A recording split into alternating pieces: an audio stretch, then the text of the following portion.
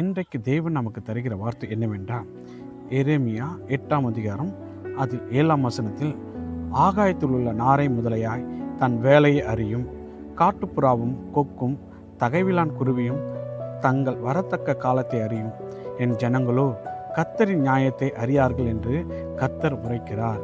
ஆம் பிரியமானவர்களே, நாரை முதலாய் தன் வேலையை அறியும், கொக்கு தகவிலான் குருவிகள் தன் வரத்தக்க காலத்தை அறியும்.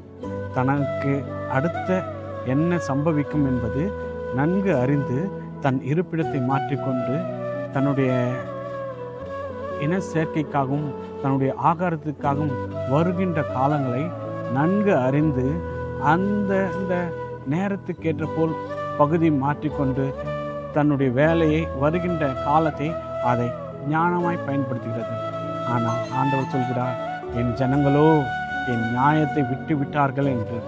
ஆம் பிரியமானவர்களே, எப்பொழுது ஆண்டவருடைய நியாயத்தை நாம் விட்டு விட்டோமோ அப்பொழுது இந்த உலகத்திலே பாவம் பிறந்தது.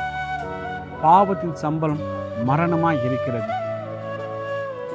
இப்போ ஒரு தகப்பனாருக்கு 2 பிள்ளைகள் இருக்கிறார்கள். ஒரு தகப்பன் இடத்தில் கேட்டால் என்னன்னு சொல்லுவார்? இந்த 2 பிள்ளைகள் யார் சிறந்தவர்கள் என்று. இந்த பிள்ளை பரவாயில்ல, நல்ல ஞானமாக நடக்கிறான், ஆனால் இந்த பிள்ளையோ அநியாயமாக நடக்கிறான், பாவ வழியில் நடக்கிறான் என்று ஒரு தகப்பன் சொல்வார் அல்லவா? அதே போன்று தான் ஆண்டவர் சொல்கிறாரு, இந்த நாரை கொக்கு காட்டுப்புறாலாம் தன் வரத்தக்க காலத்தை நன்கு அறிந்து கொண்டு செயல்படுகிறது.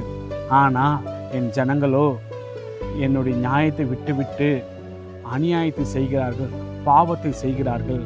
பிரியமானவர்களே, வேதம் இவ்விதமாய் குறிப்பிடுகிறது, பாவத்துக்கு தக்கதான தண்டனை மரணம். ரோமர் 6:23 குறிப்பிடுகிறது. ஆனால் ஆண்டவராகி இயேசு கிறிஸ்து மூலமாய் நமக்கு நியாயம் கிடைக்கிறது.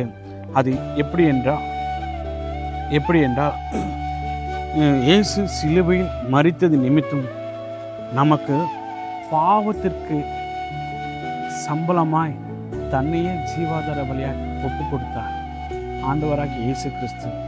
ஆம் பிரியமானவர்களே, அந்த நியாயத்தை நாம் விட்டு அநியாயம் செய்யும்போது, பாவம் செய்யும்போது தேவன் வேதனைப்படுகிறார்.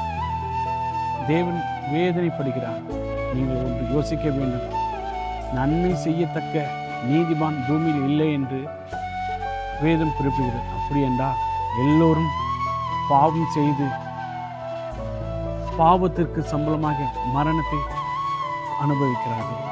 தேவன் ஒன்றே ஒன்றுதான் உங்களை குறித்து நியாயத்தை விட்டு விட்டார்கள், அநியாயத்தை பின்பற்றுகிறார்கள் என்று வேதம் குறிப்பிடுகிறது. நீங்கள் நியாயத்தை பின்பற்றுங்கள், தேவன் உங்களை ஆசீர்வதிப்பாராக. பரிசுத்தமுள்ள எங்கள் பிதாவே, உங்கள் நன்றியோடு துதிக்கிறோம் அப்பா. காட்டுப்புறா தகவிலான் குருவி அப்பா, இவைகள் தன் வரத்தக்க காலத்தை அறிந்து செயல்படுகிறது என்று நீங்கள் சொல்கிறீர்கள்.